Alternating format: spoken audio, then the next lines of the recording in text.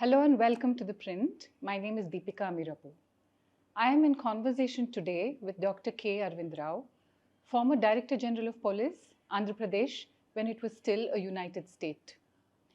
He's one of the senior-most officers to have ever served the state. And among his many contributions, one really stands out in his distinguished career, and that of the IG of the Greyhounds, a special unit that was created to deal with naxalism in India.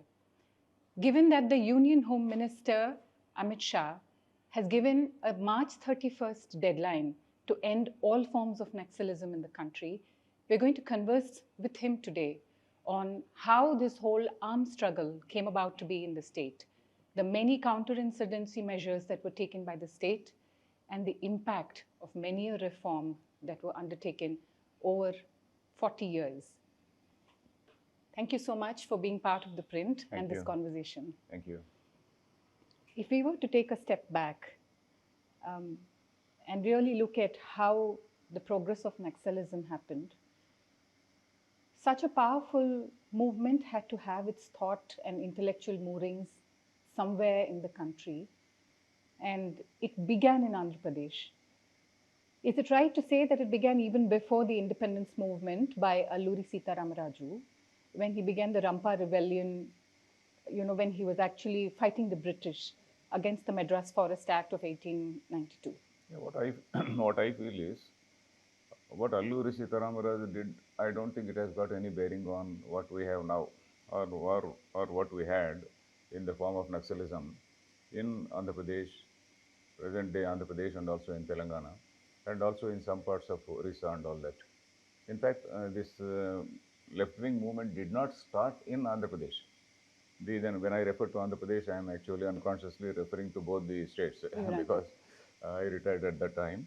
So particularly when I say Andhra, you include Telangana also. When I say Telangana, please include Andhra also. Then it actually started in West Bengal. Yes, the Naxalbari movement by Charu Majumdar. Yeah, Naxalbari movement started. And then after there was some lull. But then again, sometime in 60s and 70s, this reference to Sita Ramaraju, Alluri Sita Ramaraju, I don't think it has got any relevance on the type of naxalism we had in Andhra Pradesh.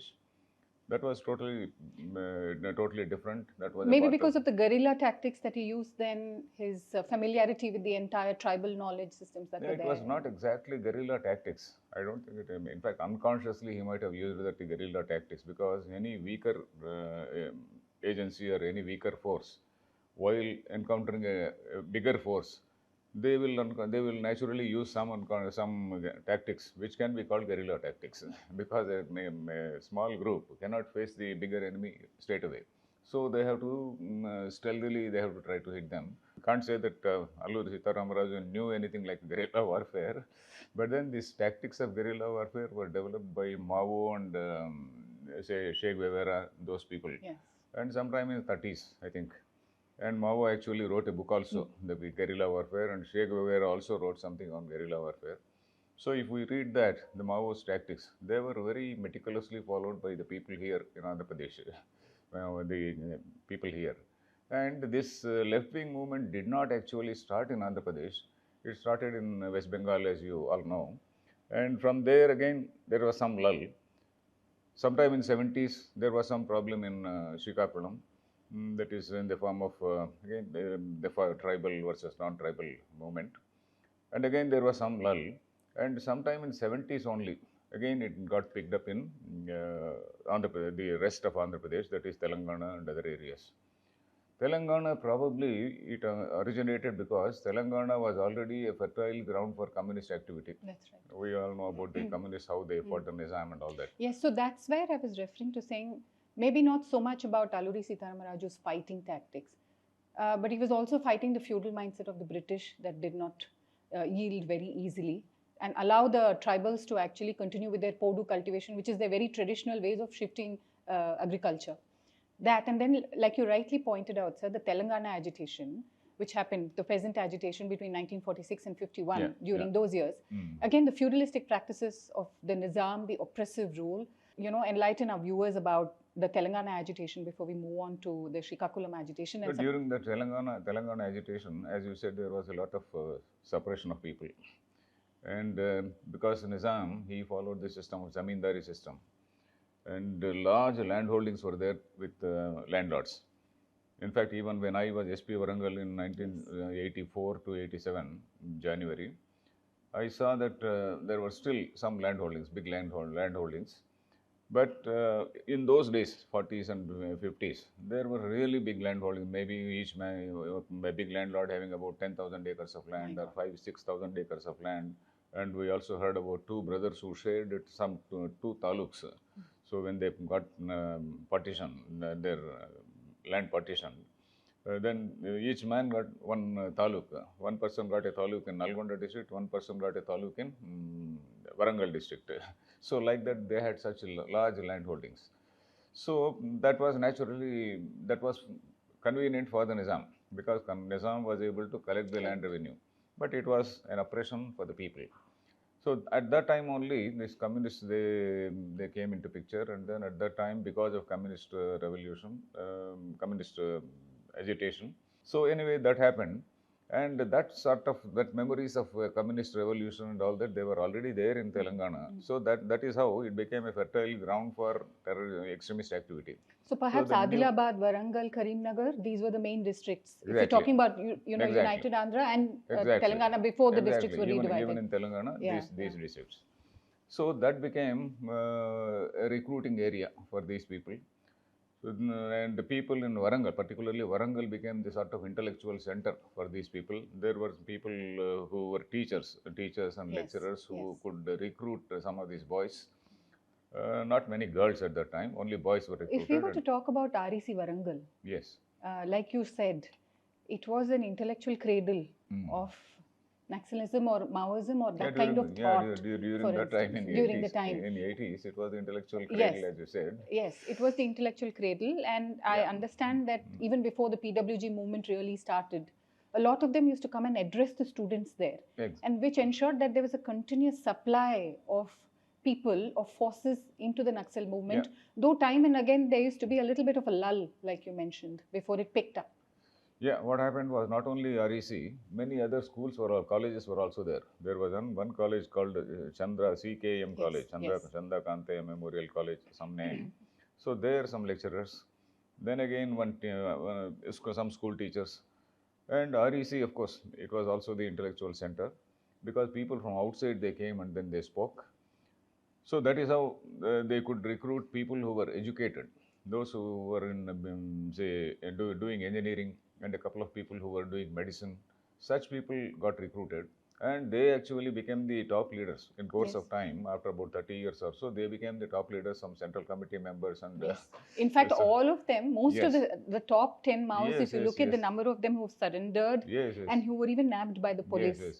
Andhra University, Osmania University and REC Warangal graduates. So, which means universities, when we talk about universities, naturally they had some sort of guidance from Delhi and other places. So, Delhi, in fact, when we were in the field, we also saw a lot of direction from Delhi, maybe JNU and some other universities and some intellectuals from Delhi. So, obviously, we can also infer that there was also some sort of external interference in this, external hand in this. Somebody giving some, maybe, if not logistic support, they may be giving some guidance, and then logistic support in the form of money.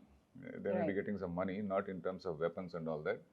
Training, tactics, things like that. Because these people sitting in the forest, suppose you take a forest, what we call squad or dalam, we call it dalam here.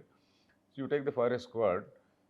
Usually at the district level, many of the people are not very literate. They are semi-literate, probably some 10th class pass or something like that.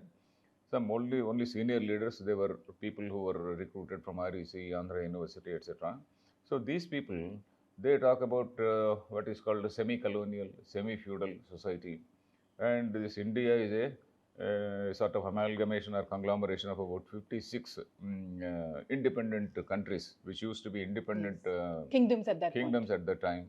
natural. Though their theory is that India was never united. Their pet theory is India was never united, and then there is no need to keep India united. We have to break India. So that was their agenda.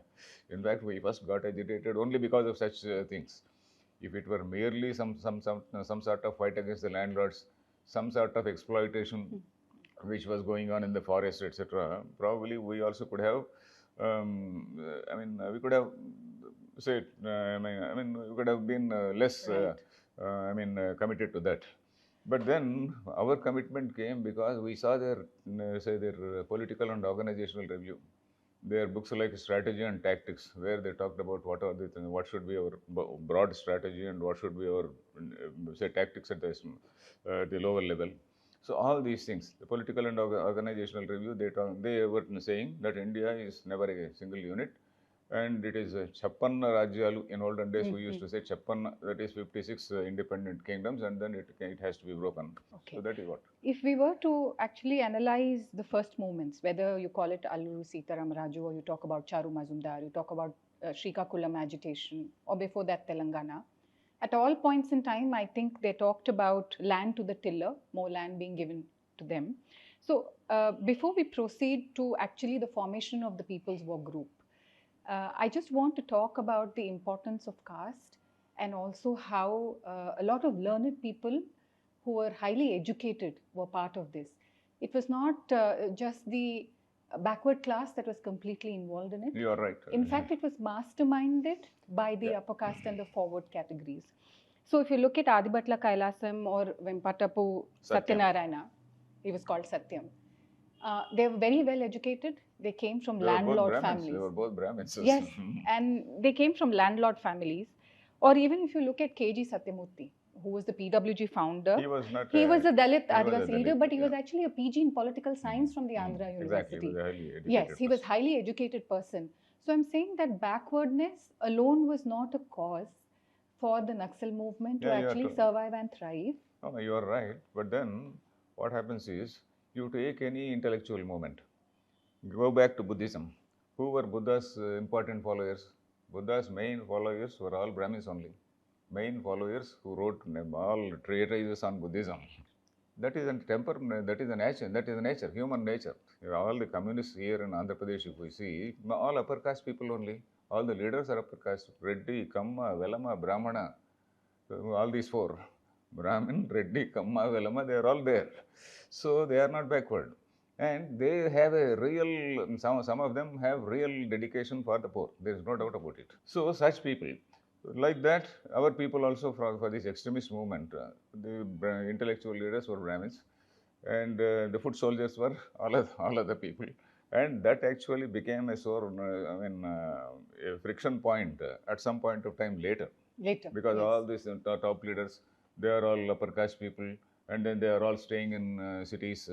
And then we are loitering in the jungles. So some such feeling of... it caused a lot of divisiveness within the cadre. Yeah, over a period of time. Initially, it was not like that, but over a period that led to that. Yes. So, but then the conditions at that time were, for example, I was telling about land holdings. And similarly, there was exploitation of labor in the forest areas. At that time, the Girijan Corporation was not there. I think Girijan Corporation was not there. Yeah, it came later. So at that time, not at all. Even now, it is not. So then some other struggles were there at the district level. For example, Arak struggle. There was a struggle called Arak struggle, because the government used to auction, and then the people, they used to bid for a particular area, and then they used to supply Arak to interior areas. So when they were supplying Arak, so they wanted the increase of that price or something like that. So that Arak struggle was there, BD leaf struggle was there, BD leaf collection of BD leaf, etc. BD leaf collection, and then suppose they were paying 1 rupee for one bundle of leaves. So these people demanded 1.5 or 2 or 3, whatever. So in fact, that was a great relief for the poor laborers who were collecting the BD leaf. So like that, some small things, local things, they used to take up. And also they held what are called Praja courts, people's courts, as we say. So these people's courts actually endeared them to some people. Because suppose there is a landlord in some village, and who is said to be very oppressive and then very haughty. some fellow has a grouse against him. So such people, they go to the extremists. Such people go to extremists, and then then the Anna means the big brother. He comes and then he calls that landlord. So when a man comes with a gun in some interior village and calls him, even the big landlord has to go. So this fellow will see, he will feel empowered. This small fellow, till then, he feels empowered. And such attraction was there for the gun and people carrying guns. And so that is how some people got enamored, or rather they had some romantic ideas about. So it was something like a Robin Hood kind of a moment? Exactly, something like that. So when the village landlord was punished, then consequences were also there on this poor fellow. Then naturally, that landlord will not keep quiet. There was His hand is chopped off, or leg is chopped off, or somebody is killed, or something like that. Naturally, police will step in. When police step in, they look for this fellow. Then this fellow will go underground, because if a fellow is caught, he is afraid, or he is told, no, if you stay in the village, you will be killed, so you come and join the Dalam. So that fellow goes underground and joins the underground squad. So that is how their cadre increased over a period. So some attraction, and also particularly the women also. The women also got enamored, because someone comes with a gun and then he sings a song and then gives a talk on how we are going to capture power and things like that. These innocent girls, tribal girls, they got attracted, and all these tribal girls also used to go with them, wear uniform. It was something like a revolving door at that point in time. Yeah, it went on like that. So what happened, suppose we were to come to the People's War group, Kondapalli Sitaramaya and Satyamurthy. These were the two people who were the founders of the PWG. At what point in time did naxalism or Maoism cease to be a fight for those who are oppressed? To get better, if you look at their entire ideology, they talked about better rights for women, ending prostitution, ending lots of forms of oppressing tactics that were used by many people. At what point in time did that turn into something so violent as this? And the state became the complete enemy to the Naxal. Yeah, before that, I can also refer to the earlier groups. It is PWG, and PWG came later. But prior to that, there was some CP, what is that? CPML, Chandrapulla Reddy group was there. Yes. There is some other group which I forget. Chandrapulla Reddy was the well-known group at that time, prior to this. There were many offshoots. Yeah. Not several, about 20 odd groups were there in different places and different names. So Chandrapulla Reddy's writings, he was a good writer. Chandrapulla Reddy Rachanalu in Telugu, I saw when I was SP Warangal, I read those 2 volumes. Then I learned something about their strategy. So how they have to develop some front organization, various sectors, social sectors. For example, they should have some civil liberties committee in order to defend them if there are some court cases, etc. They have to have some revolutionary writers association in order to write some poems, songs, etc., and then inspire people to join the movement. They should have some balladeers, some singers, and people like Gaddar and people like that. So Chandrapulla Reddy was one of the earlier say writers, or rather one of the earlier persons. Earlier there was another person called Tarimala Nagi Reddy. Tarimala Nagi Reddy was another. Nagi Reddy was one of them. Anantapur is from Anantapur. So all these people were there much prior.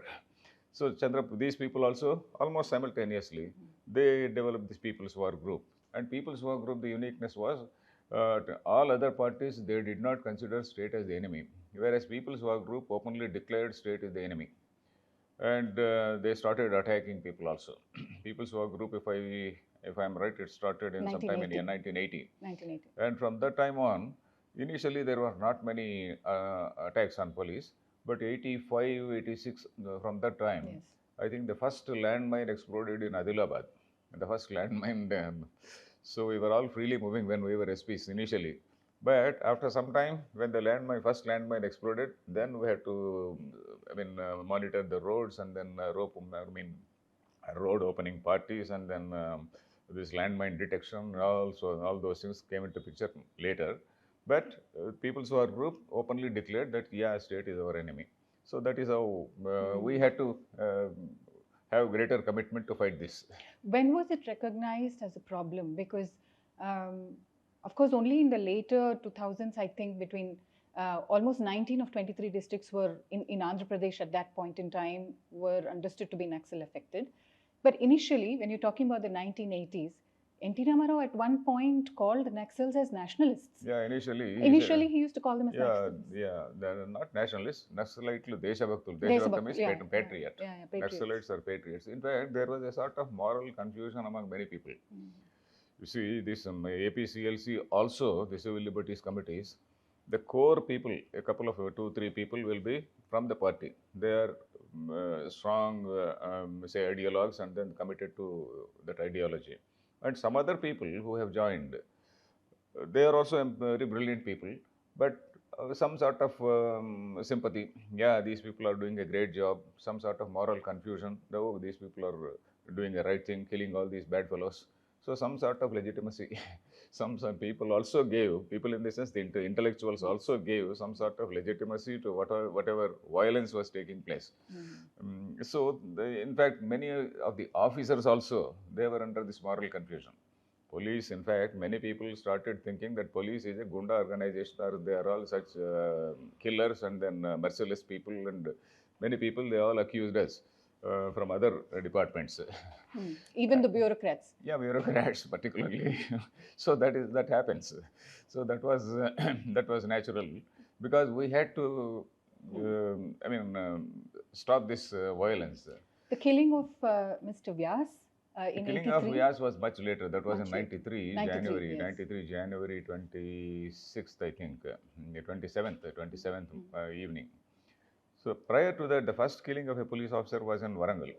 1986, one SI named Nagi Reddy, September 2nd or 3rd of at that time. I remember because that was a first incident, and then I had to go, and then I personally went to the railway station where he was seeing off his wife. He was seeing off his wife in the railway station. He was shot dead, and then I also took the dead body and then took it away. Did he have anything to do with Naxalism or opposing Naxalism? Yeah, he was very strongly acting against Naxalites. That he was SI, a place called Kazipet. Yes. And he was very strong in taking action against Naxalites. So Naxalites targeted him. Naxalites target some officers because they target and then they issue pamphlets, and then that is basically to frighten them. So from that time, they said, okay, yeah, we killed one officer today. It becomes a great news, but in course of time, it will become natural news. So that is what their leaders said. I will not name them. So that is what one revolutionary writer said. So was there an open declaration that more police forces will be targeted in the times to come? Sure. Very much. They were all they were printing pamphlets in our names. So this so-and-so fellow, this SP is a Rakshasa. He is a blood sucker, or rather he drinks blood, human blood, etc., etc. There were some pamphlets on all of us, most of us. So that was the situation. That is mainly to intimidate us. So that is how it went on for some time. And gradually, social conditions also changed. In 90s, by the time of, say, up to 70s or so, there were some sort of village, sociological problems, some land holdings. And one more problem in Telangana was the Andhra area, which was governed by British. Every inch of that land was had irrigation. No, this survey was done. Survey of land was done. But Telangana survey was not done. And the land holding did not tally with what was there on the record. The government record. The record, there is only 3 acres, but on the ground there may be 5-10 acres also. So people were aware that this fellow is enjoying more land. People were saying, people were knowing that these people had some excess land. So such irregularities were there for some time. So such issues, they got sorted out over a period. Yes, sir, because I remember 72 that also, one second, 72 again, P.V. Narasimha Rao, he introduced the land legislation. Yes. In that, all these landlords, officially they lost their land in 72. Yeah. 72 itself, all these people, they lost the lands. And whatever this excess lands, this land on the ground not tallying with the land on the record. So such things were also rectified over a period. And by 90s, all such conditions, they almost ceased to exist. But then the PWG had already set up a big establishment, and then they were having underground cadre, and then they were having urban cadre, and then they were also having various front organizations and Revolutionary Writers Association, and then RSU, Revolutionary Students Union. RSP, yeah. Yeah, yes. RSU, Revolutionary Students Union, and all these organizations were there. and even among workers, laborers, mill workers. There was a mill called Ajamzahi Mills in Warangal, and those mill workers, all these groups, they had their own people. So they had penetrated various labor unions. So that is how their power was there. But then there was gradually their appeal was dwindling because the village conditions had changed, and TV was entering the by Right. 1995, 96. By that time, at that time I was in a unit called Special Intelligence Branch. Yes. Our effort was to give TVs to all interior villages. So that was again, it was done on a mission mode. By that time, this satellite TV also had come, and then the satellite TV. And when people started seeing TV, color TV in villages, then naturally all the people, the appeal of the underground, it came down. And after some time, some socio-economic measures like NREGP, that National Rural Yes. Employment Guarantee Program, everybody in the village was getting about 3 to 4,000 rupees per month. Of course, nowadays they are getting much, much more. At that time, it was a very big amount. Every fellow, every villager, every person was getting about 3,000 rupees. And of course, a lot of manipulation of accounts and all that. They used to show that there so much of work was done and so many laborers were engaged, and then, of course, money was given to people. That was, of course, subsequently in the UPA regime. You're talking about the NREGA. Yeah, yeah. At Right. that time, mainly Congress was 2004. there. Yeah, the Congress was there, the At that UPA time, regime. mainly Congress So was there. 2004 was a very, very important milestone for the Naxal movement itself. I think the Maoist Central Committee, I think the MCC at that Yeah, point had PW merged with PWG. No, not like that. PWG became, renamed as Maoist Party, and then they set up the whole nationwide structure. Right. Yeah, Maoist Party. I am not very sure as to what you said. MCC. Yeah, Bihar, this Maoist party was Yes, there. it was. Yeah, it I was remember. supposed to be a counter Naxal group, which is a exactly that which is Maoist supposed to be the group. Yeah, I competitor, forgot about which it. It they was kind there of in merged. Bihar. These two Yeah. people merged, and then they called themselves a Maoist party, and they developed an all India structure. It was like a parallel government. It was a parallel government parallel government in waiting, let us say. So, like we have a central army command and then some regional commands and things like that. They had their own central politburo, then central committee, and under the central committee there were some provincial committees, some district level committees, and right down to under the district level committees, some units, etc. Right. Something. At one point, apparently, there were about 66 or 68 battalions. Yeah. So it's all a huge, all huge that thing was structure. there. So they were actually thinking that they were probably I really don't know whether they were really thinking or not, but they gave a picture that they were coming to picture. They were the government in waiting, something like that, and they also offered to have some talks with the government. And So if I the could government also, at that, not government, the opposition party at the time, the Congress party at that time, they also said, yeah, we will have talks with the government. Earlier again, much prior to 2004, there was one round of talks earlier.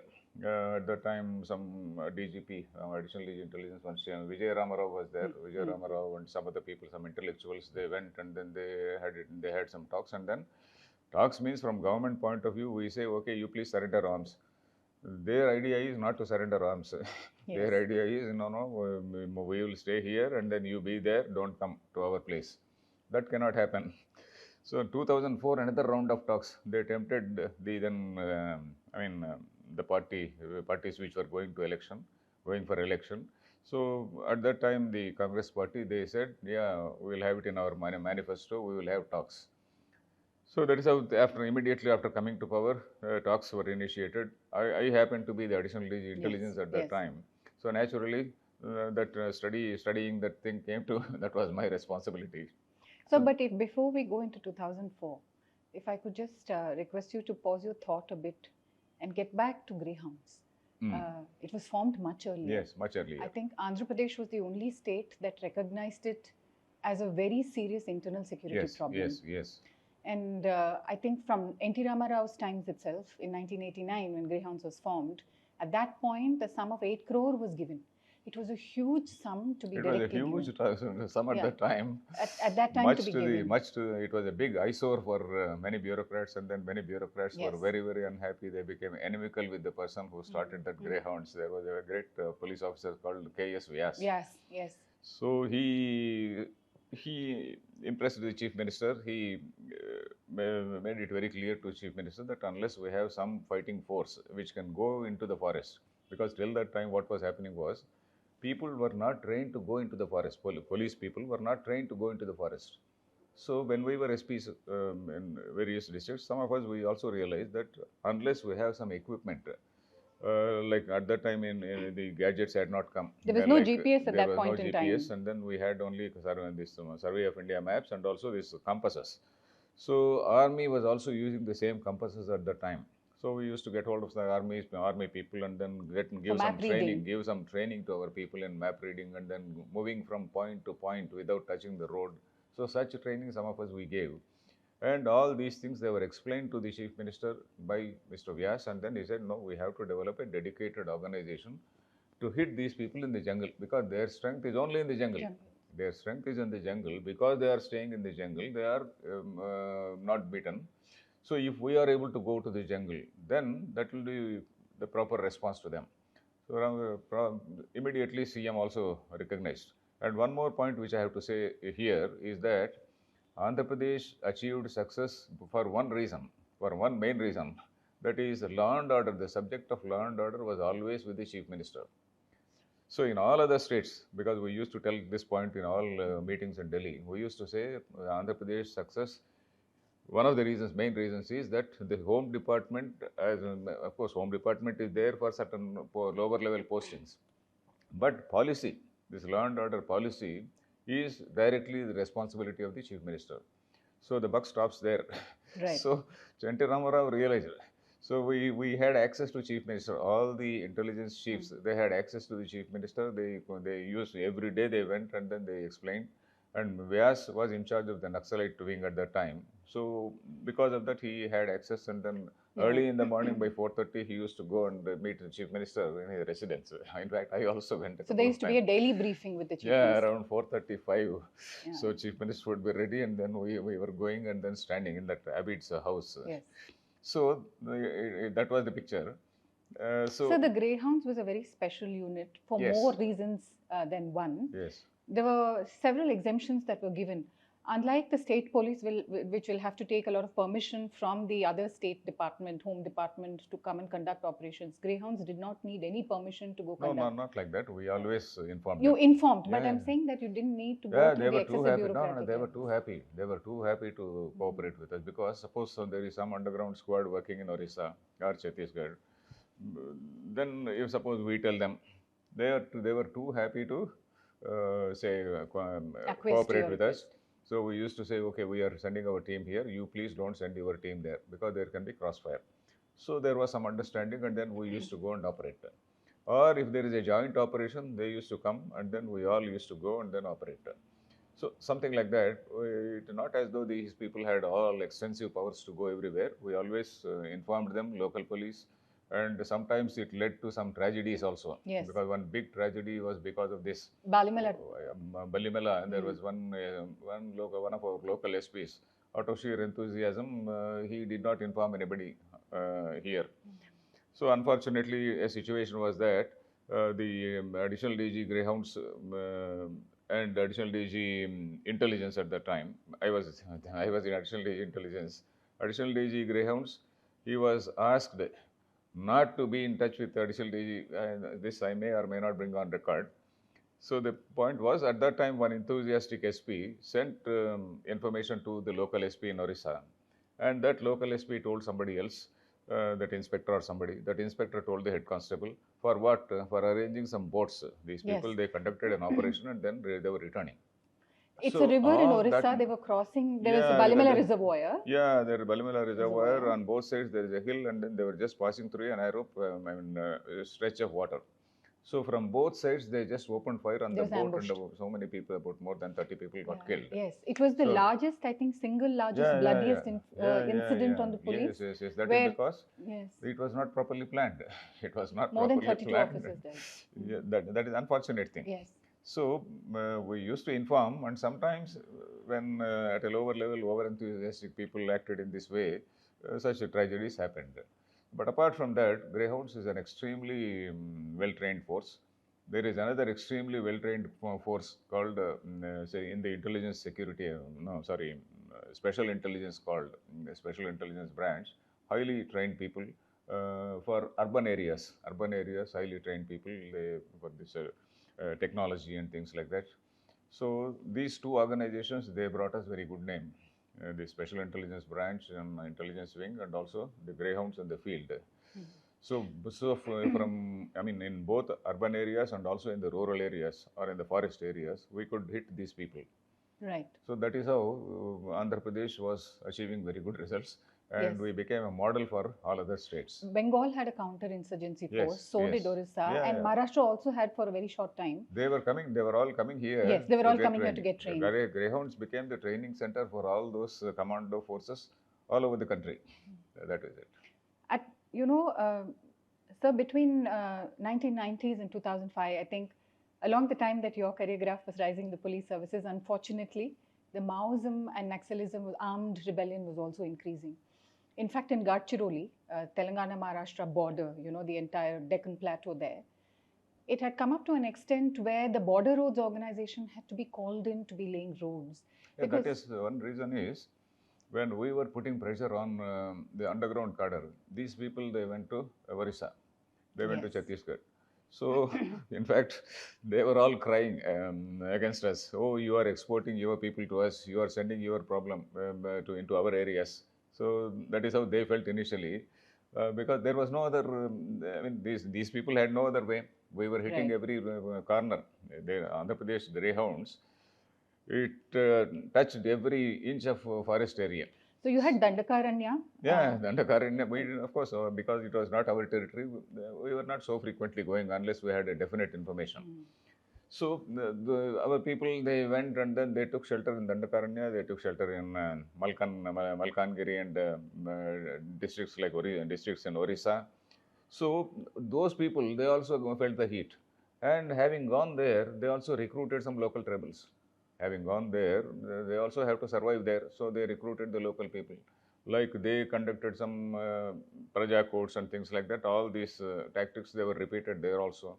So there again, some cadre came up. Some educated people also came. And some people, they also rose to some higher levels. So that is how the problems spread to Orissa, Chhattisgarh and Maharashtra and these places. Right. So it was all concentrated, Telangana-Maharashtra border, Andhra-Orissa border, Telangana-Chhattisgarh border. If this was the central area, Maoists also used to travel internally through the jungle route, escaping from one forest route to the other forest route. And I think Greyhounds, the police officers were extremely agile because the combat force were all below 35 to ensure there was agility, stamina and strength. But it was also extremely trying as a police force to ensure that you were trained in combating guerrilla warfare. For, I think, weeks together, the police officers used to survive maybe on just nuts and fruit because you couldn't light a campfire. Not so much. Our people could stay in the jungle for about 5 days, something like 5 to 6 days. Not more than that, because beyond that, there will be some fatigue. Because those people, they are always staying in the jungle, they have some stores. Our people cannot have stores. Our people, whatever they have on their backpack, that is their only store. So they stay for about 4 or 5 days, or 5 days rather. But extremists, suppose they are staying in a place, so they have got their store. In most places, they do have some stores. So from one point to another point, they go. So unless we can locate their dump, where their stores are there, it will be difficult. So like that, they used to move. And always staying in the jungle, they knew the jungle roads slightly better than our people. Our people, they had the technique or the knowledge, wherewithal to go to any point. But they also developed over a period, and then they started monitoring our conversation. Suppose we carried, say, walkie-talkies. They also procured walkie-talkies through various forest contractors. The forest contractors, they were all tasked with supplying all this material. So we had some, say, gear, and then they also used to get all that gear from the forest contractors. And in those days, many Telangana landlords, they also had weapons. So most of the weapons were snatched by Naxalites. And the policy of the Naxalites is, we have to get our weapons from the enemy only. So Right. enemy is our quartermaster. That is another slogan they have. So they get the weapons from the police by attacking police stations, some isolated police stations where police are not very well, alert, or when the police picket is very weak. So they used to attack, and then there were some raids on police stations, and then there was some loot of weapons like that. So that is how they got their weapons. I don't think they got many weapons from outside, whether it is China or any such thing. Some Chinese weapons were there, but I don't. China might have encouraged all these people through various means. Might be indoctrinating their leaders and then handling their leaders, Yes. and maybe in that way. But directly supply of weapons, etc., most of the weapons were our own weapons. And some weapons they made locally also. In fact, rocket launchers they used to make locally. Yes. So there some sort of training was there to all these people. So that was the picture. Because you talk about weaponry, I'm tempted to ask you this question. They had AK-47s, AK-56. They also had, I think, the underbarrel grenade launchers. They had the Insas rifles, the 9mm, Yes, pistols Browning also. and things Yes. like that. Yeah. Where did they get this high level of equipment? Yeah, And many of them snatched from us. They're all Many, from your many batch. weapons are snatched from us. So that was, I don't think they got, I don't have latest information about, because I retired some years ago. After my, in the recent years, whether they have got any weapons from other countries. Apparently Israel and other markings. Russia. Other also. markings. Yeah, even Israeli weapons is not very difficult to get because somebody will be having. So these people can snatch from anybody. So it was like that. The monitoring of our conversation was one dangerous thing. Monitoring our conversation. How did you overcome that? Yeah, we had to face it because overcoming means satellite phones came much later. Yes. So earlier they used to monitor. Were funds to the police department over a period of time increased? Yeah, naturally. That is the reason also I said, because the chief ministers were directly aware of the problem. Yes. So chief minister, because they were aware. So that is the reason why the finance department used to grudgingly or whatever, they used to give funds. In other states, it did not happen. In other states, the home minister had to go and sit with the finance minister, plead with the finance minister, and then finance minister was the boss, he is the mabap for all these things. So that is how police did not get much funds. So they were handicapped also. In fact, we should say that people in Maharashtra, Odisha, etc., they were handicapped. And over a period, they also got some access to the chief ministers. Chief ministers were, when they were seized of the problem, then they took matter into their hands, and they used to give funds to police. Some of the bloodiest years, because you mentioned chief ministers, I want to draw your attention and those of our viewers to three very big attacks. One was on the chief minister at that point, Chandrababu Naidu himself. There was a landmine blast in 2003 on his way down from Alipuri when he was coming down from Tirupati. Yes. There was also Alimuniti Madhav Reddy at one point, even during N.T. Ramarao's time, he was home minister. And he was someone who was openly advocating for fighting naxalism. Exactly. He encouraged a lot of surrenders. Exactly. And also the unfortunate death of Umesh Chandra. Vyas, Umesh Chandra. Yeah, Vyas, Mr. Vyas, Some Umesh other Chandra. officers also. Many distinguished officers. Some of these names I'm taking because two of the officers were actually killed in Hyderabad. One who was taking and next Umesh yes, Chandra. he was taking his a walk in the LB Stadium. And Mr. Umesh Chandra, when he was actually there in Sanjeev Reddy Nagar at a traffic signal. The intelligence had grown to such high levels that they realized that both of these policemen were off guard and they did not carry pistols at that point in time. So when naxalism reached its peak, 1998, 2003, during that time when all of these happened, sir, I'm sure your efforts also went in at that point in time. It became an imminent threat to the state. Could you talk about the seriousness with which it was dealt during that time? Seriousness of? Seriousness of your actions at that point in time to deal with Naxalism? Police were always serious about the problem. There is no doubt about it. The point is, the extremist has to be lucky only at one time. We have to be lucky all the time. That is the basic principle in all these terrorist activities. So they were watching Mr. Chandrababu Naidu. Chandrababu Naidu took a very, very strong line against Naxalites. He was very clear in his mind. So because of that, so they targeted him, and then they were knowing the pattern, his movements and all that, and then somehow it is not very difficult to know the movements of VAPs. So that is how they knew in advance, and then they planned it. It was quite fortunate that it did not hurt him much. Then eliminated Madhav Reddy at the time of elections. He went and then he was canvassing every day. Yes. He was going on a particular flyover, and then it was not a full-fledged flyover. It was not fully constructed flyover. There was still a lot of just gravel and then unfinished areas. So every night at a particular time he was coming, and in a particular vehicle. So we always say, you please take precautions. For police, we say take precautions. So these take precautions, unfortunately for him, on that night, in fact, after his death, I also went to the hospital, and that body was brought to NIMS. So, so that is how it happened.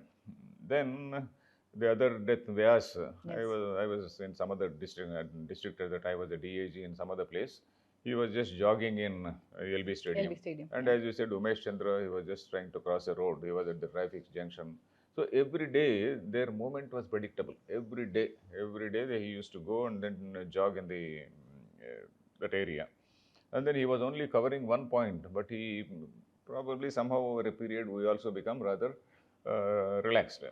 So some other gate from which anybody can sneak in, that gate was not guarded. So similarly, Umesh Chandra, similarly, every day he was going on in a particular way, stopping at a particular way, so like that. So that is how sometimes our take precautions if we don't take, and if the extremist is lucky, so that is how their success will be. 5 years before you became the DGP, in 2005 was, I think, the deadliest year. We lost 520 people, combination of police officers and civilians. At that point in time, it was probably at the peak, because in 2004, a lot of mergers took place. There were a lot of senior cadres who were there. There was a constant supply of people as well. Between that time, 2005, 2010 was also very successful for the Greyhounds for many reasons. You were deploying both kinetic and non-kinetic measures. You were encouraging surrenders to happen. There were also a lot of strong arm tactics that were used. Could you please talk to us about some of that, sir? Our success, as I said, it came mainly from these two wings. That is the Special Intelligence Branch, because they were tracking some top cadre who were in urban areas. So, for example, some top cadre, suppose he is staying somewhere in some hideout in Bangalore city or Chennai city, or people could track those people for months and months. To track a small fellow, suppose you get a small surrender, track a small fellow, how he goes and then where he meets, and then from a smaller fellow to a bigger fellow, from that man to another man. So like that, they used to track people without getting noticed. So that is how we had some successes in intelligence field. Similarly, Greyhounds field also. Greyhounds also, over a period, they became more competent, and then our reward amounts, they were quite good. That is one thing. And then another part of your question was? Proactive surrender and rehabilitation. Yeah, surrender and rehabilitation over a period, we developed a very nice policy. Initially, that policy was developed by one additional DG called Nagi Reddy. Yes. Initially, he chalked out that surrender policy, prepared a beautiful surrender policy. And thereafter, it was again, from time and again, it was improved. More and more surrenders, and then, in fact, from my own hands, we had given 9 lakhs to somebody, 10 lakhs to somebody, something like that. And even the constables who participated in the encounters, they got individually, the constables got about 50,000, which they never got earlier. So the constables were also highly enthusiastic at that time. And the surrendered man also, he got some 9 lakh rupees. 9 lakh was a big amount at that time. So that is how all the combination of all these things, they worked. And also we got technology like GPS by that time. Yes. We got technology. Probably now there is much more latest technology they have. High risk, high reward policy, I think. Sorry? In all, high risk, high reward policy, I think Yeah. in all ways Yeah, has yeah, always yeah. helped. That is true. Before we come to the decline of the armed struggle with them, I think there were a lot, a part of the counterinsurgency measures were also about ensuring that there was some kind of divisiveness to be brought within the entire Maoist cadre. There were factions, there were divisions between them. Those were also very highly intelligent measures that were brought in by the Andhra Pradesh police at that point in time. I don't know whether we consciously created any divisions, because yeah, they were also saying that there are no revolutionary conditions on the ground. Yes. If there are some revolutionary conditions on the ground, there is a response from the people. There is not much response from the people. So these people, even in the forest areas, they were not very, very much welcome in villages. Urban areas, naturally, nobody knew who they were, and then they used to stay incognito somewhere in some place. So, because unless there is some revolutionary condition in a place, revolutionaries cannot exist. Right. In fact, I remember one line from Mao: "Revolutionary is like a midwife who delivers the baby called revolution." So, unless there is a revolutionary condition, unless there is a pregnancy, there cannot be a delivery. But Che Guevara went one step ahead. He said, no, there is no need for revolutionary conditions. We have to create revolutionary conditions by violence. So over a period, in fact, my own analysis was, in the initial days, there were some revolutionary conditions. And even if the extremists and their leaders, even if they said that there are some conditions and then we have to rectify this society and then we have to do some, we have to grab power, etc., there was some credibility. The lower cadre and all these people, they had some belief. Yes, we are going to achieve get our government. But over a period, what happened? Over a period, there are no revolutionary conditions. There was only violence against police versus these people. And during the talks also, what happened? Talks actually exposed them in the sense that they started dictating to all these MLAs, MPs, etc. MLAs and all these not only public representatives, but public servants like engineers and such people. For example, a PWD engineer, he was asked to put up some barricades for their meeting. Some other engineer, he was asked to supply water. Some other man was asked to supply, some MLA or somebody was asked to supply food for all the attendees. So government employees began to be treated as cadre. Yeah. Then again, somebody was supplying lorries to bring people. So forcibly bring people from villages. Yeah, from your village you send say 100 people. From your village you send 100 people. Such summons were there. So they were actually dictating to all the public representatives. So at that time, CM realized, yes, now we have to put a stop. So that is how. So at one point of time, they said, no, now there cannot be any surrender. There cannot be any further talks. And also they exposed themselves because in the sense that they came out with a big peace talks agreement. And this agreement relating to peace talks, it was actually crafted on the lines of some international peace agreements. Suppose there is some big civil war going on in a country. Like accords. Some civil war, the leader of the civil war, and then the government. So almost equal when the two powers like maybe are almost, the LTT and Sri Lanka something like that. So our people also, these Maoists, they prepared such documents. So after seeing those documents, we realized that these people's intentions are not very good. Because if we have to agree to that, and then we have to sign in front of so many people, and then we are surrendering all our powers, and then we are signing, and then we are appearing before some external monitors who come and then monitor us, some mediators who come and monitor us. And who are these mediators? The intellectuals from Delhi and people like that. So we realize that these people are leading us into some sort of trap. So that is how the talks failed. The CM also realized, and the talks failed. So that was naturally it was to happen. At what point in time did the mediators themselves start feeding information to the Naxals? Because there was a point in time when a lot of mediators themselves lost their lives. Initially, they used to mediate between the government and the Naxals. But at some point, they were also acting as quasi-intelligence input providers to the Naxals themselves. I don't think the mediators were doing it. Probably the front organizations people were doing it. Probably, The who you mediators refer to means as urban there were some Naxals. respectable people. There were, for example, there was a writer called Potturu Venkateswara Rao. He was a respectable man. He later became press, uh, what is this, press academy chief and all that. Very respected person. So like that, some mediators were respectable people who really wanted, who were innocent rather, innocently believed that police are taking some harsh measures, and if the police is kind, they will all come out, and then they had some sort of sentimental approach to the issue. We can't blame them because many intellectuals, genuine people, he is a genuine man, nothing to do with naxalism. So some people were like that. They were not killed, they were not harmed. But some other people, for example, the people who had some attachment with the civil liberties and groups like that, they were, of course, they were also they were part and parcel of that. All these people are urban. Nowadays, we use the term called urban Naxals.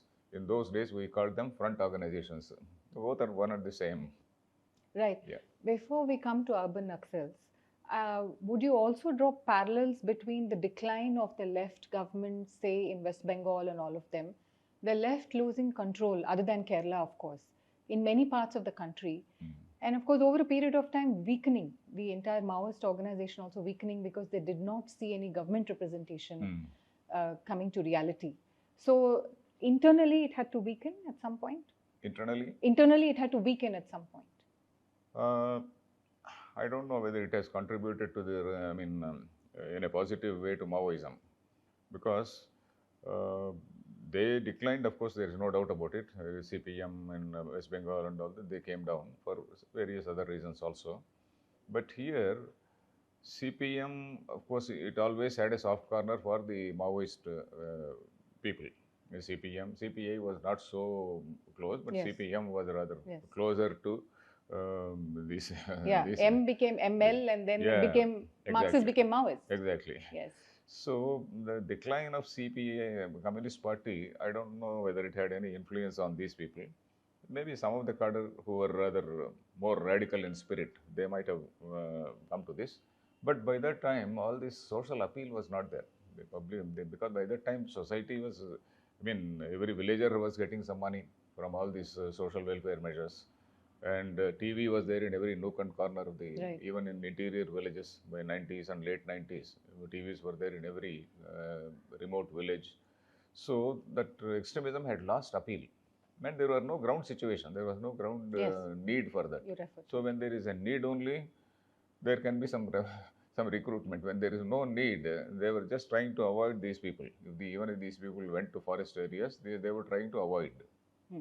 It takes a tremendous amount of political will and policy reform to combat something like this. A combination of both, and to whatever extent they were implemented on the ground, perhaps led to the real kind of inequality completely taking a back seat, although it still exists today to a great extent. The kind of feudalism perhaps did cease to exist after policy reform and political will took place. If we were to come to today's times, we're talking about ending naxalism, perhaps the biggest internal security threat that India has had for the better part of India's independence years. Probably 40, 45 years we've battled all of this. In a month's time, we're talking about the end. Can a movement like this really be brought to an end? I hope so, because we don't exactly know what is the inside strength of the Home Minister who made this statement, because they may be having some sort of, they may have some team of mediators who are in touch with these top underground people. We don't really know, because this IB Intelligence Bureau, they will be having greater information on this. So unless the Home Minister has some cards in his hand, so he will not make such statement. So naturally, there may be some mediators who may be doing some groundwork, who are in touch with these people and then who are persuading these people to surrender. That is the reason why some people have, some top fellows have surrendered only a couple of days ago. Yes. So we can't say. But anyway, my feeling is these people cannot again come back to the same level in which, 2004 level, 2005 level. I don't think these people cannot come. because they have lost. There is no There's no fertile appeal. ground. There is no fertile ground, and then all the cadre also have realized India is too big a country. There was one fellow who was caught in Chennai. So he was actually making these rocket launchers, that barrels and things like that. When he was caught in Delhi, he was actually in a mood to surrender. He was already a disillusioned person. I forget his name, some Tech Tech Shankar. Tech Shankar or some such Tech name. Shankar. So, so he was telling us, he went to Madras, and then in front, he was actually some hardware shop, and then in the rear there was some all this barrel making and things were going on. So when he was caught, he said, "Sir, so we're seeing such a huge development in Chennai city. Where is the question of we coming and then we're destroying all this? There is no way." So such people, they really got disillusioned. Anybody who got used to city life, or who saw the city life and then saw some development, they realized that India is too big a country. You see, if something has happened in a place like Cuba with about 300 revolutionaries there, they overcame, or rather 30,000 was the military power of the then whoever was the leader. So this Fidel Castro's people were only 300, but they were all disillusioned. All those 30,000 people surrendered, and then these people, very small number, they came to power, because Cuba is such a small place. Right. So in a small place, a revolution can come, but India is too big a country for such revolution, and it is very, very difficult to have so many people to create revolution in all places in the country. Especially in this part of the country, Yeah. southern part of the country, central southern part of the country, the IT boom perhaps.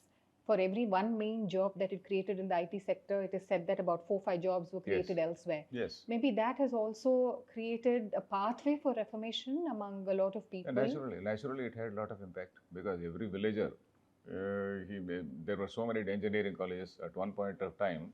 Almost every district, even now every district has an engineering college. Some have closed, but some are still there. So Andhra Pradesh produced the greatest number of engineers in India, or probably in the world. So we were producing such large numbers, and so many people were also getting jobs. So that is how it happened. So I don't think they will get so many revolutionaries to bring about a revolution in a country of this size. In a country like, for example, somebody was asking a question, will a Gen Z type of revolution, can a Gen Z type of revolution take place in India? I told him, no, it cannot take place, because India is too big a land for anybody either to fully uplift it or fully spoil it. India is too big a land. Somebody can spoil to a little extent, somebody can improve to a little extent, but to such a huge level, it is too big a country to either do any positive thing or negative thing. So in essence, you're saying that the armed rebellion that Naxalism and Maoism represented will end. It will end. It will end. If not by March 31st, because we cannot always say, yeah, it will definitely end by 31st. Maybe if Home Minister is really having some cards, as I said, in his hand, he may be sure of it. But I don't know. If it is so, we have to welcome it. But some people, even if some people are there, some people remain, and suppose they hit some soft target, so again it will create some news. So again it will give a impetus, a tool for the opposition. It will give a chance for the opposition to say, yeah, you unnecessarily bragged about it, and then you see Maoism has not ended. So such things can always happen. They can hit some person who is a lame duck target, or some soft target who is not taking enough precautions. So some such thing they can do. But I hope that Home Minister is having something in his hand. You know, you've always referred to saying Naxal anger is okay, but violence is not. Does violence ever justify any cause, however noble it is, in today's day and age? You mean that noble... No, I'm saying, does violence ever justify the means? Or can it justify the cause, however noble the cause is in today's day and age? Yeah, that is what many people thought earlier. As I was saying, these front organizations, many good people also joined. Many good people also joined, thinking that it was a very noble thing. But we in police, we realized, luckily in time, after reading their literature and all that, there is nothing noble about it. It is only a question of coming to power. It is a question of breaking our country into pieces. That is the hardest thing. You see, they have a policy. Yeah, they have got a declared, say agenda to break the country. Right. So that it cannot be called a noble thing. Yes. Is beating some village tyrant or beating some other fellow, maybe to that level, it is some justice at the village level, some Robin Hood type of justice. But breaking a country, it is something which nobody can agree to. We're now in the concluding part of our conversation. If the forests have long shrunk the space for any kind of armed rebellion, we've realized that urban Naxals have also created an equal threat. What happened in Autonagar in Vijayawada, where nearly 30 of them linked to the Naxals and Maoists were found in Autonagar, where there are about 150 servicing and automaking units there. And the police had to garrow them. About 30 of them were found last year, just 4 months ago. So there's still spaces that offer them a lot of cover. Yeah, it is possible. That was, I'm not exactly aware of the full, details there. It is, as I said just now, it is quite possible. Somewhere in some corner, they can still linger on. Somebody who is still feeling, who is still under the impression that they would get, they would achieve revolution, or somebody who is still having a feeling that if I come out, police may kill. So all those old feelings may be there. Some hardcore person who is still believing in that ideology, some people may be there. What happens to the thought, revolutionary thought, if the armed rebellion dies? What happens to the revolutionary thought that No, the same, all these front organizations will remain. The forest people may disappear, all these, the field operatives in the Maoism or any form of Naxalism, they may disappear, but the intellectuals will still be there because they are, in my view, they are all paid people from some foreign agencies. And I have a very strong view that all these intellectuals who are there in this, the so-called urban Naxals, who have been in this field like civil liberties and revolutionary writers and things like that, they are getting something from outside. They are getting some, maybe in monetary terms, whatever. So universities, when we say that all the universities, they were centers. For example, Central University here and REC at that time, even in those olden days, REC Warangal and many other engineering universities in different places. So which means that there is some central agency which is monitoring, guiding and supplying some logistics, etc. So as I said, the so-called urban Naxals or the front organizations, as I call, they will still remain. They will engage themselves in other activities. For example, we had agitation in Delhi, for example, that Shaheen Bagh agitation, or JNU protests, or in the outskirts of Delhi, that farmers protests, etc. Who were the people who were predominantly seen? The same faces who were actually supporting the Maoists, the same people are there. So these urban Naxals from here, they get transferred to other places, because they are all paid people from other external agencies. We call it George Soros type of thing or whatever. Maybe the IB might be knowing. Probably for some reason they are not telling, I don't know. So obviously they are all engineered by other countries, because we have got so many enemies outside. The West, all said and done, they do want to break India. Many of the Western countries, they have a vested interest to break India. They have always been saying till now. Right now, of course, they are also in deep trouble. They are fighting for, to preserve their own countries and from, breaking or some internal trouble. So, till recently, they had all these problems. So, in my view, the field level Naxalites may disappear, but the urban Naxals will still be there. They will be in a different form, in different agitation, they will be taking part and paid by the same agencies from abroad. That is it. So the work of intelligence agencies actually will continue to ensure that they don't champion other causes. They do champion. They will. Intelligence will continue to monitor them. Monitor in this sense, I don't say that they will be monitoring phones, etc. Not in that way, but they will continue to watch their activities. And they are the people who will give all support to, for example, Islamic terrorists also. Yes, I was going to come to that. The same people, they will give support to, all these days they gave support to Maoists. Now they will give support to Islamic terrorists. So that is just a switch over. So as Maoism recedes completely, almost fading into the background, terrorism still remains one of our biggest concerns. From being something that was just externally motivated, we've seen the number of internal cells that have also been there. Do you think we could have a cutoff date like we've had with Maoism to deal with this? As I said, Maoism may end. Maoism, because Maoism ending means the forest cadre will cease to exist, and the Maoism related killings will not be there. Even the so-called urban Maoists, that is urban underground cadre and urban open cadre. Urban open cadre are these front organizations. Urban underground cadre are people who are hiding in who are there in various hideouts, etc. Such people will come out. But these people, these urban naxals or the front organizations, they will surely support these Islamic extremists. They will they will champion their cases. That will continue because all over the world that is the pattern. Because you have heard the word, the Red-Green Alliance, you are aware of it. So Red-Green Alliance, it is there in various Western democracies. Particularly all the democracies are vulnerable for this type of operation because all the Western democracies, there are two enemies. Communist China is an enemy, Islam is another enemy for all these Western countries. So this Red-Green Alliance is very active in all these Western countries. The same alliance will happen in, will operate in India also. So that is my view. And I think police will be aware of it. Okay. Or rather, already, I don't say will be. They're police are aware of it. Yes. I think this conversation was not just a recognition of all the work that have been done by very senior officers such as you, successive governments and policymakers. There are so many officers. It is not as though I have done something unique. There are so many officers because a system has been developed. The system was developed over a period of time.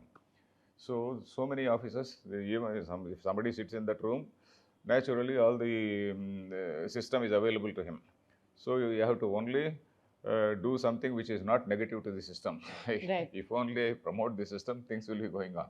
So already some systems have been developed, and then all of us, there are so many officers who have worked. But thank you very much, sir. Today the Red Corridor has shrunk from what it was in more than 300 districts to just 3 districts today. Thank you very much for joining us in this conversation and sharing your thoughts. Thank you. Thank you.